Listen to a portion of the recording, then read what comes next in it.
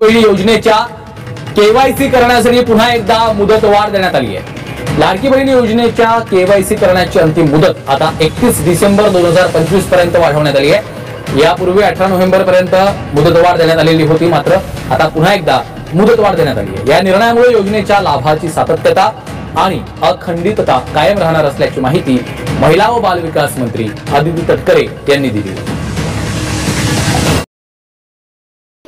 मुख्यमंत्री लाडकी योजनेचे केवायसी मुदतवाढ मिळालेली आहे। याची तारीख किती निश्चित केलेली आहे? केवायसी कोणकोणत्या 2 कोटी महिला या योजनेचा लाभ उचलत आहेत, पण त्याची केवायसी झालेली नव्हती। आता याच्यामध्ये 18 नोव्हेंबर 2025 तारीख लास्ट डेट होती। आता या काही भागातील परिस्थिती, तांत्रिक अडचणी विचारात घेऊन राज्य शासनाने मात्र महिला दिलासा देणारा एक महत्वाचा निर्णय घेतलेला आहे की महिला पात्र उमेदवाराने पूर्वी 31 डिसेंबर 2025 पर्यंत मुदतवाढ देण्यात आलेली आहे। या मुदतीच्या गरजेने अनेक कारणामुळे निर्माण झालेली होती। राज्यामध्ये अतिवृष्टी, नैसर्गिक आपत्ती, बऱ्याच केवायसी राहिली होती, काही तांत्रिक अडचणी किंवा केवायसी होत नव्हती। आता याच्यामध्ये सर्वात महत्वाचा प्रश्न होता की बाबा ज्या महिलेचे पती नाहीत आणि ज्या महिलेला वडील नाहीत अशा महिलेने केवायसी कशा पद्धतीने करायची आहे की बाबा सर्वात प्रथम तुम्हाला जे महिला लाभार्थी आहे त्यांची त्याच्यामध्ये आधार क्रमांक टाकायचा आहे, त्याच्यानंतर ओटीपी येईल, ओटीपी आल्यानंतर ओटीपी टाकायचा आहे। तुमची केवायसी झालेली आहे। तुम्हाला पती आणि वडिलांचा आधार कार्ड टाकायची कुठल्याही प्रकारची गरज नाही।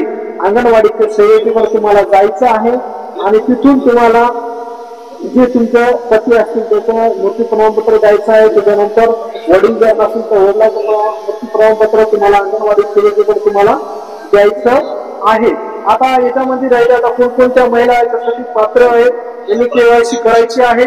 केवायसी करत असताना मोठ्या प्रमाणामध्ये अडचण येत होती। आता याच्यामध्ये मुदतवाढ मिळाल्यामुळे बऱ्याच ठिकाणी आता हे झालेलं आहे,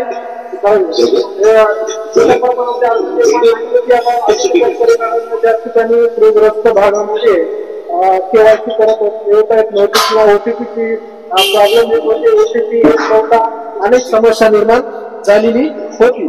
आता याच्यामध्ये अशा महिला लाभार्थी फक्त आपले आधार कार्ड ओटीपी वापरून स्वतःची केवायसी प्रक्रिया पूर्ण करू शकतात।